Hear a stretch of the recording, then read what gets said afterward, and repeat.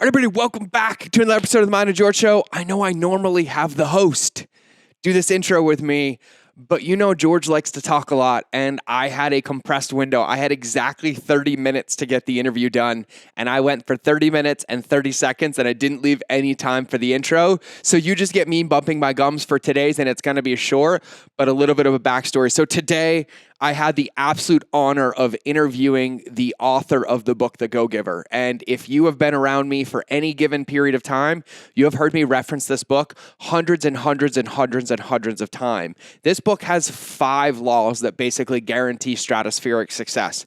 And it's all focused around relationships beating algorithms. You have the law of value, the law of compensation, the law of influence, the law of authenticity, and the law of receptivity. But we sat down today with the guy who actually wrote the book, and they have sold over 1 million copies. It has been voted like the top 10 all leadership books ever. They've been doing this for 30 years. And literally, it doesn't matter who you sit down with. Anybody who reads this book immediately gets it. It guarantees your success. And they are guiding principles that give meaning deeper than money that help us function and live. This podcast blew my mind. I am going to rewatch this one and re-listen to this one for my own personal coaching. But some of the things that I took away is how to shift your focus from getting to giving, how no one will buy from you because you have a quota, though, because they believe they will be better off by doing so. One of my favorite things that he said, and the story behind it will help you frame how to grow your business, was money is an echo of value. So think about money as thunder and value being lightning. There is nothing, and this is a huge one, about being a go-giver, but also a doormat. And so I asked him very explicitly, how do you draw that line and how do you own your power so that you can give and you can play the game and also be receptive to make money, not at the sacrifice of yourself? The key to effective giving is being open to receiving. What were some other ones? Oh, he talked about a ton of other stuff, but the last note that I wrote down was don't have money making as your target. Have it be a byproduct, or he says an echo of the value that you give. And so he tells the stories around it, how to set yourself up. And so this episode is an absolute gem to pop your mind in the right space. And I would highly recommend listening to it and then rereading The Go-Giver if you haven't, or reading it for the first time. Go rereading The Go-Giver if you have, and then if you haven't, reading it for the first time so that you can get all the magic that it is. So for me, it's about a once every month reminder and a read, and so I'm going to leave that with you. Bob Burg is the name of the amazing author who's on the show, and I do ask you to show him some love because I thanked him for helping catapult my life and giving me a career, and he has been guiding millions and millions of entrepreneurs, and he's been doing this for a long time. And so I'm going to shush now. I'm going to cue the intro. I'm going to let us get into the show, but please go listen. And of course, hit me up on Instagram. Send me your biggest takeaway, any questions you have, anything I can help with. But either way, let's enjoy the episode.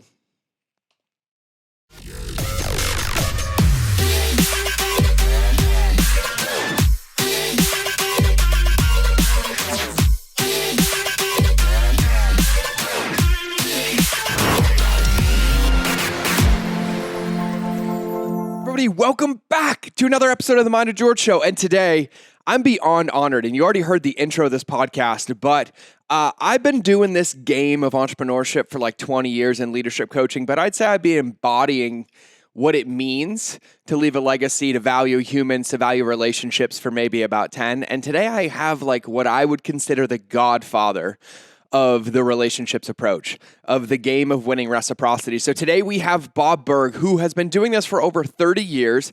I think they've sold somewhere over millions of copies of the book. It was like number 10 Inc. book. For me, it is the number 1 book that I give out to every student, every person I work with, and I've read myself about every month because it is the laws that guide guaranteed success. And so Bob is an amazing human being who decided to come share his time with us, his expertise with us. He has the Go-Giver book. He has his Go-Giver Academy, the Go-Giver podcast, but he is the man who eats, lives, and breathes the game of positive reciprocity and using it as a tool to be successful as an entrepreneur or any human in your life, because at the end of the day, we are stuck with each other and we might as well treat each other good. And so this book is the guiding principles, the guiding laws for me, my team, and everybody I come in contact with. And so today I'm stoked. I am honored. I am excited to have the author on the show. So Bob, welcome to the show. Thank you, George. The stokedness and honor is absolutely mine. It's so great to be with you. I love it. The stokedness and honor. I love it. I love it. So, for those of everybody listening to this, if you are unfamiliar with the Go Giver, I'm going to kick you in the shins because I've talked about it, I don't know, probably 1,000 times. It's on 4 or 5 podcasts that we've done so far. But Bob, can you give everybody kind of an overview, just really like high level, like where the book came from, where the principles, the guiding laws, like what guided you and like what the Go Giver is? Sure. Well, so The Go-Giver is a parable co-authored with John David Mann, who's a fantastic writer. I'm much more of a how-to. I'm step 1, step 2, step 3, so I'm pretty boring. But John's a great writer. It's a parable about a guy named Joe who learns a very valuable lesson. And this is really the premise of the entire book and the series. And that is that shifting your focus, and this is really the key, shifting your focus from getting to giving. Now, when we say giving in this context, we simply mean constantly and consistently providing immense value to others, understanding that doing so is not only a more pleasant way of conducting business, it's the most financially profitable way as well. And not for some way out there, woo-woo, magical, mystical reasons. Not at all. It actually makes very logical, very rational sense. When you're that person who can take your focus off of yourself and place it on helping others, discovering what they want, what they need, what they desire, when focused on helping solve or overcome their challenges and problems, when being focused on helping them attain happiness. People feel good about you. People want to get to know you. They like you. They trust you. They want to be in, as you would say, relationship with you. They want to do business with you if that's appropriate, and they absolutely want to be your personal walking ambassador. That is really the premise, the overarching premise of the book. Yeah, I love it. And what's interesting is when you say like they want to be your ambassador, they want to be your advocate. It's so interesting to me because I feel like what the internet did is it changed people's minds and they think there's a different paradigm. And it's like, no, it's human beings. It's just faster touch points. Right? Thank you. Yes. Exactly. And so the thing that I watched is like, because I've been in this game for a long time, it's like I remind people, I'm like, just because we have Facebook or Instagram or the ability to reach out and touch people faster doesn't mean the rules of the game go away. Like say good morning back, ask how people are doing. And I feel like there's this dissonance. And so hearing you say it is extremely validating. Now, for me, one of the things that I love about your book is I found the Go Giver and the story of the Go Giver like after I was already very successful as a consultant, as an entrepreneur. And you were already doing these things. It was intuitive. And it was so validating for me. Like it was so validating because in the world that we live in, which is, I think, nuts, and I would love your thoughts on this. I think it's crazy that still to this day, when I talk about those principles or reading the book, we're made like the scapegoats. Like we're like, no, transact, upsell more, do this differently, increase average order value, but they do it all at the sacrifice of the human on the other side of it. Right. And so I would love to hear your thoughts on like, kind of the marketplace. Like this book is an amazing tool. The concept is an amazing tool, but I find it still in the most of the world that I run into, it's like trying to jam a square peg in a round hole. And I'm like, no, don't you guys get it? And so have you noticed that at all? Have you seen that over the years? Have you seen it shift into being more widely acceptable and celebrated now? Or like, what are your thoughts on that? Well, I mean, I think little by little, the world grows in consciousness, not as fast, as quickly as we'd like it to. Of course, I think any of us probably feel that way. But yeah, I think it's getting more and more in that direction. But, it's a big world and there's people who have, we have thousands and thousands and tens of thousands and tens of millions of years of evolution going on and getting into our DNA in terms of the way things are, right? So we're always, it's always going back to kind of rewiring, our brains in a sense, right? So things do take time for that to happen. But here's the interesting thing, and I think you make this point as well as anyone, and that is, what John and I found is our initial adopters of the book were not the people who needed to read the book. It was the people like yourself who had built massively successful businesses by doing these. See, there's nothing new in the Go Giver. When it got off to such a big, fast start, we used to be interviewed. Say, well, how do you, what did you guys do different in this? What's new in this book? And we'd say, well, nothing. Universal laws are universal laws. Now, strategies, tactics, they can change with different, but universal laws and principles work across the board and they work forever. That's why gravity doesn't change, right? Gravity Yes. works. Uh, Now, is that good or bad? Well, it's good when keeping us from floating aimlessly up into space. It's bad when falling off a 7-story building. But the principle of gravity just simply is. Yep. Okay. And so the early adopters were the people who already were doing this, and they say, well, this is how I built my fortune. This is how I built my organization and my business. But my own people don't believe me. Well, why? Because what are we taught through upbringing, environment, schooling, news media, television shows, movies, and everything that you got to be ruthless and horrible. And when I was younger, the main example was J.R. Ewing of Dallas, right? He was the ultimate greedy, horrible, ruthless person who was very wealthy, and and that's who gets the press. Mm-hmm. That's what gets the notice. Okay, but here's the thing, and this is very important for I think for us all to understand that as an entrepreneur, as a salesperson, we need to know that nobody is going to buy from us because we have a quota to meet. Yes. They're not going to buy from us because we need the money, we would like the sale, or even because we're a really nice person. People are going to buy from us. They're going to do business with us because they believe that they will be better off by doing so than by not doing so. Mm-hmm. And in the basically free market economy in which we live, and when I say free market, I simply mean no one is forced to do business with anyone else. Okay, in this type of market, that's the only reason why anyone should buy from you or from me or from anyone else. So when you think about it again, I want to go back to logic. Mm-hmm. It makes logical sense that salesperson or entrepreneur who is able to place their focus squarely on bringing immense value to another human beings in whatever form that value takes place. That's the person who is creating the environment for them to be successful. This is why John and I say that money is simply an echo of value. Right? Money is just an echo of value. It's the thunder, if you will, to value's lightning, which means the value must be the focus. We talk about that shift in focus to placing value with another person. The value comes first. The money you receive is simply a natural result of the value you provide. So is the world changing? Yeah. I mean, I think it's growing more and more. More people know about this. Mm-hmm. Enough people? Probably not.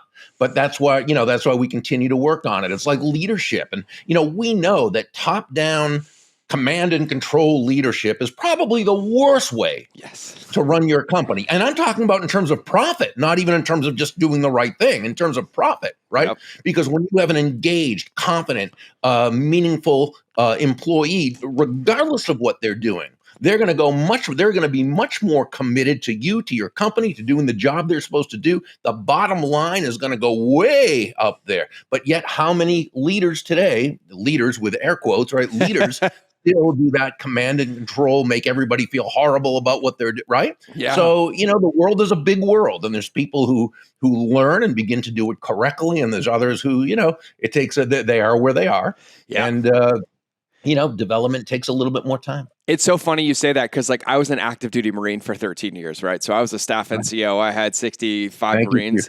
Oh, of course, under my care in my last deployment to Afghanistan. And it's hilarious because I went from that world to entrepreneurship, and that world that, if you're familiar with Spiral Dynamics, that red organization of command and control from the top down, I had the money in the bank account. And as one of my teachers told me, one of my personal development teachers, she said, yes, but you have a trail of dead bodies behind you.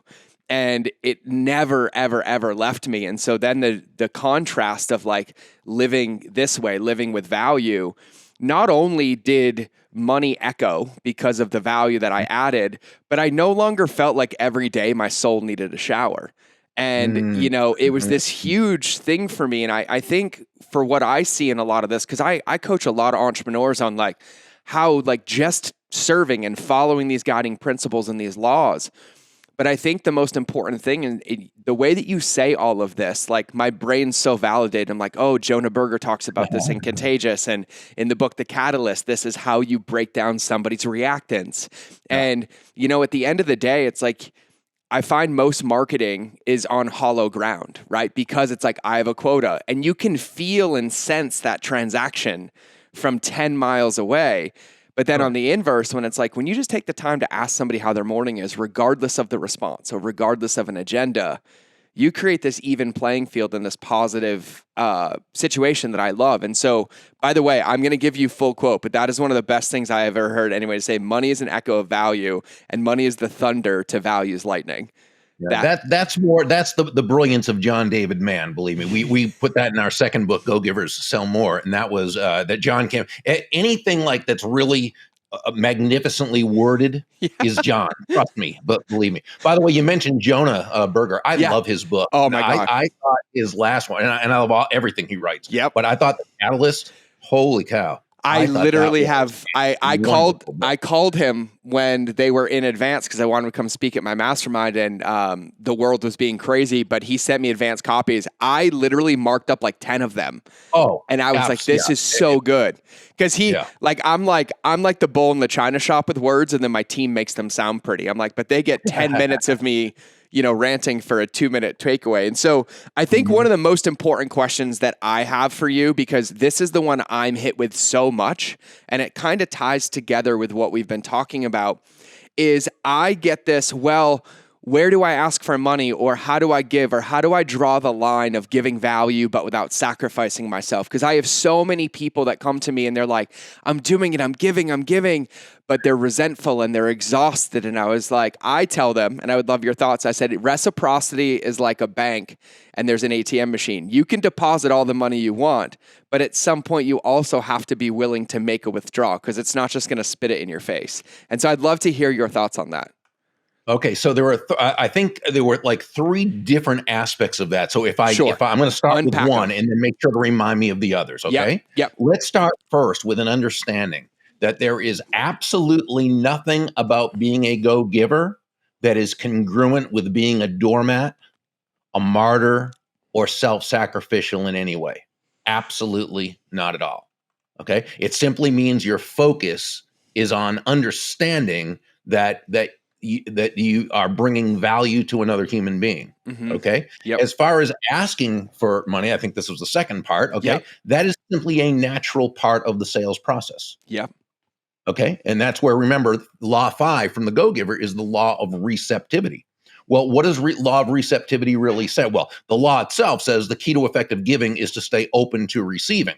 Let's look at what that means. Okay. You breathe out and you also have to breathe in. It's not one or the other. You breathe out carbon dioxide, you breathe in oxygen. Okay, you breathe out, which is giving, you breathe in, which is receiving. Giving and receiving, and this is, again, despite the messages that the world gives us, which the world around us gives us horrible, horrendous messages regarding prosperity, money, business, abundance, the whole thing. Despite those messages, giving and receiving are simply 2 sides of the very same coin. They work in tandem. It's not an either or. It's not, are you a giver or a receiver? No, you're a giver and a receiver. Now, what you know, and you were alluding to this, and that is the giving comes first, right? That's a universal law of life. We plant before we harvest. We sow before we reap. We give before we receive. But when we've created that environment through our focus on that person, right? Now we need to allow ourselves to receive. And yes, we usually do have to ask for the order. That's fine. Ask for the order. So long as you've taken care of that person, you've discovered what they need, what they want, what they desire. You've been able to connect the benefits of what your product or service with their wants, needs, desires, goals, challenges, what have you, in an effective way. You're simply asking them to take action on something they've already said they want to do. So it's fine. It's very natural. I love that. I have a question deeper on that, because you've been in this game a lot longer than I have. And this is a personal question, but also one I get asked a lot.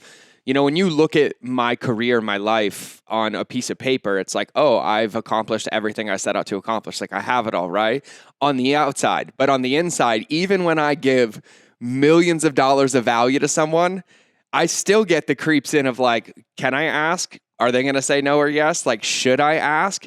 And even with all the levels, I still always have that internal game. And so do you have some like guiding principles or tools for people? Because that game of it being on the same coin of giving and receiving, I feel like the receiving part is the least practiced part in the game of entrepreneurship. And so I'd love Sure. to kind of hear your thoughts if you have any tools for people on that.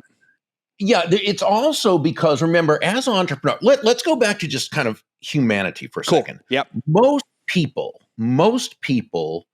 I think we're created this way, but whatever it is, I think most people want to feel as though they're making a contribution to life. Yes. Now, not everyone. There are some just people who don't care, and there are some evil people. But the majority is who I'm talking about. The majority of people want to feel that they are making a contribution to life. They're part of something bigger than themselves. They're bringing value to the world around them. Okay, it's what gives us purpose in life. It's what makes us feel good about ourselves in terms of how we've contributed to life. Okay.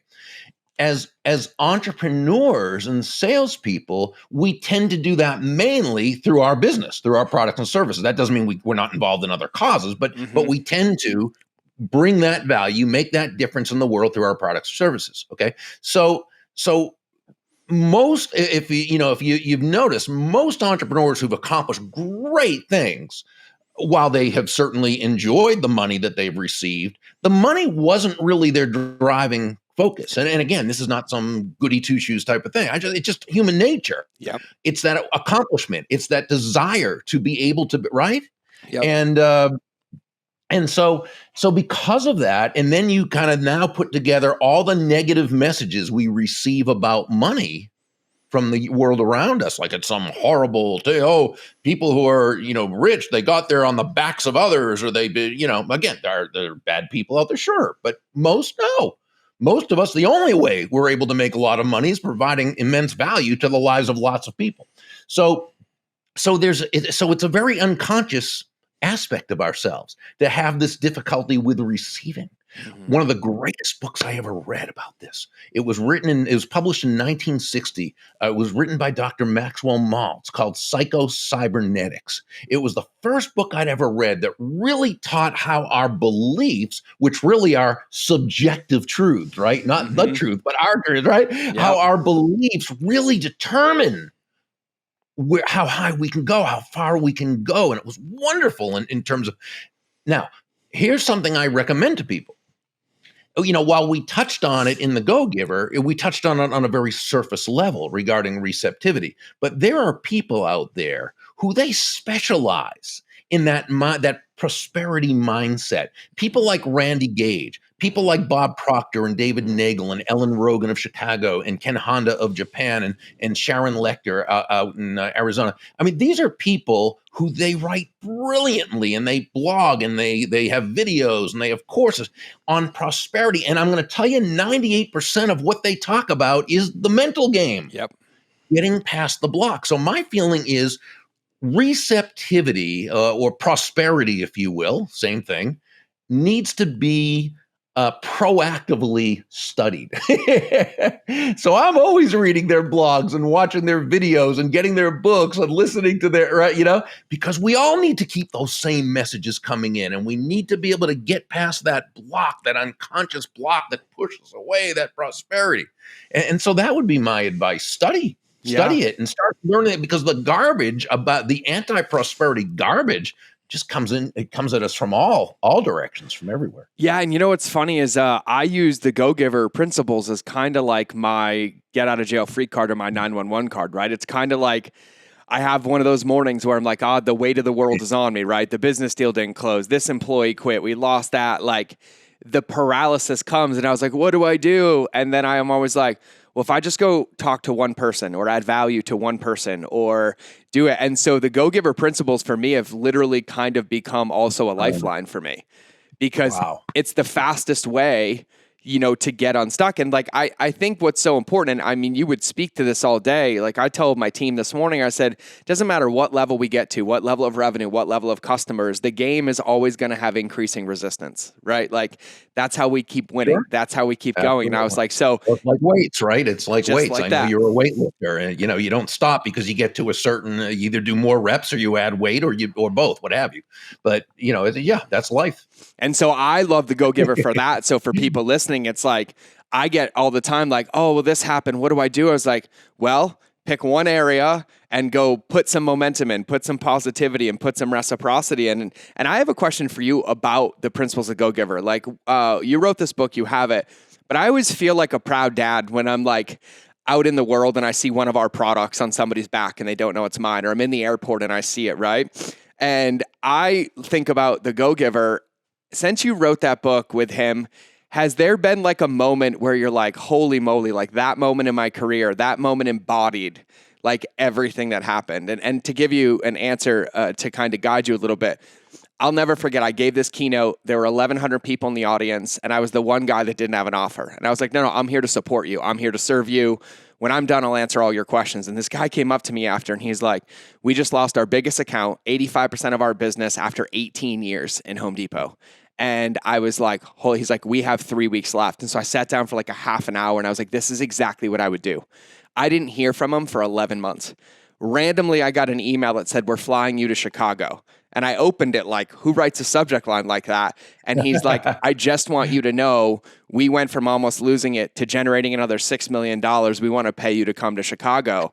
And it was 11 months, like no contact, no nothing. And all it was that day I gave him my email and I was like, and when this works, don't forget to reach out and let me know I can help. And it was really this beautiful thing, but I felt like it was the book kind of like embodied across the board. So do you have one of those moments or stories or something where it's happened for you?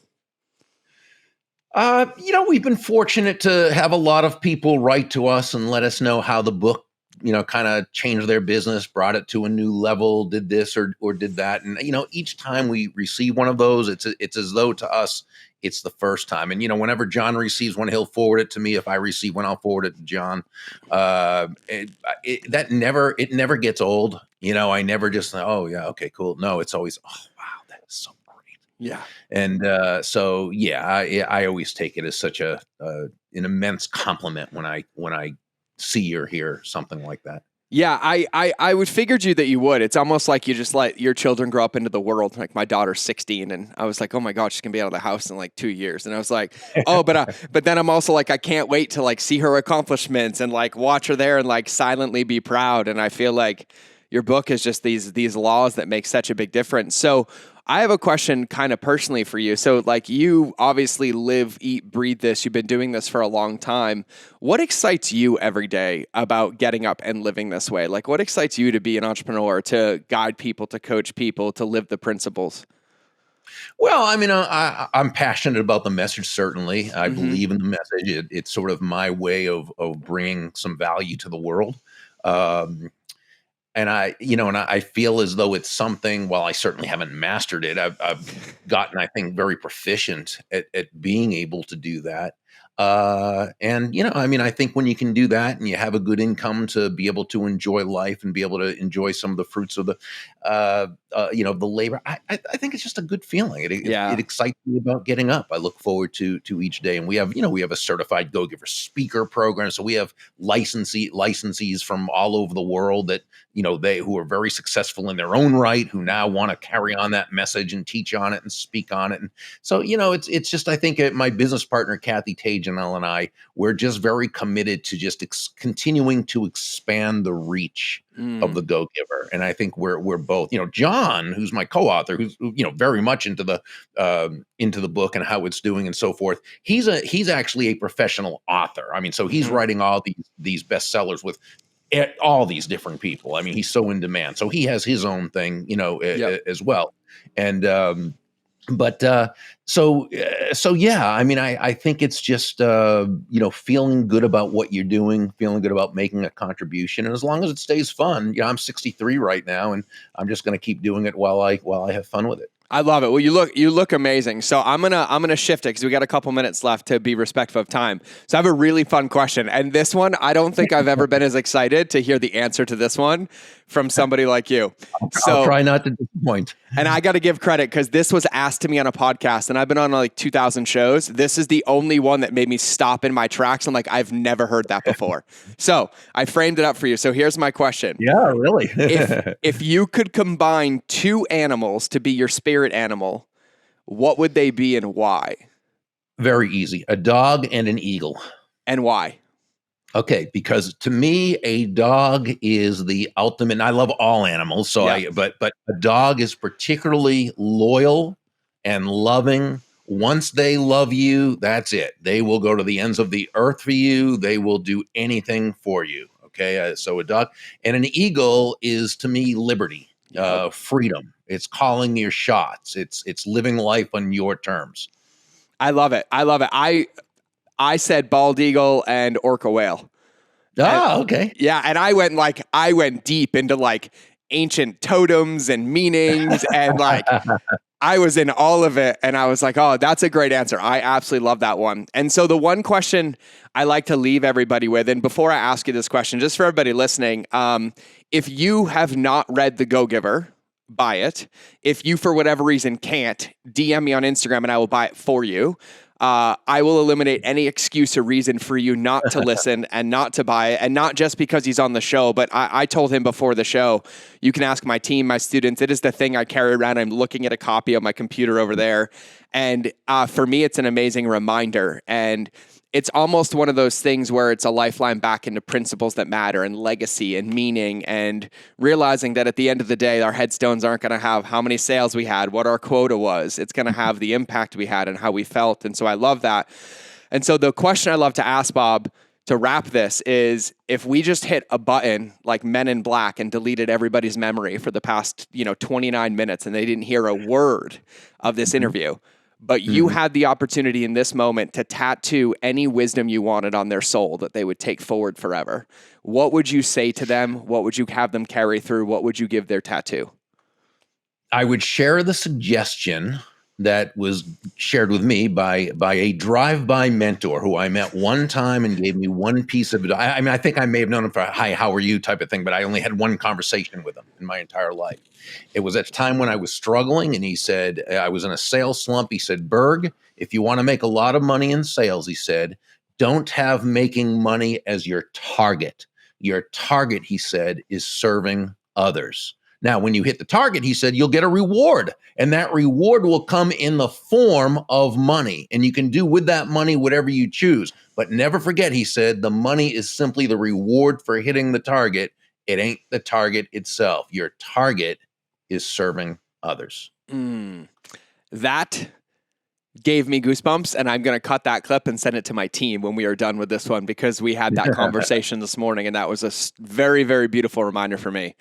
Oh, Bob, I want to be respectful of time. I knew and I said yes to this because I was like, I'm just going to have him on 10 times because I'm going to make everybody love him so much. So everybody listening to this, we need to go bombard Bob with all the love and feedback from the show as possible on all the socials. The best website to find him on is burg.com. It's BURG, right?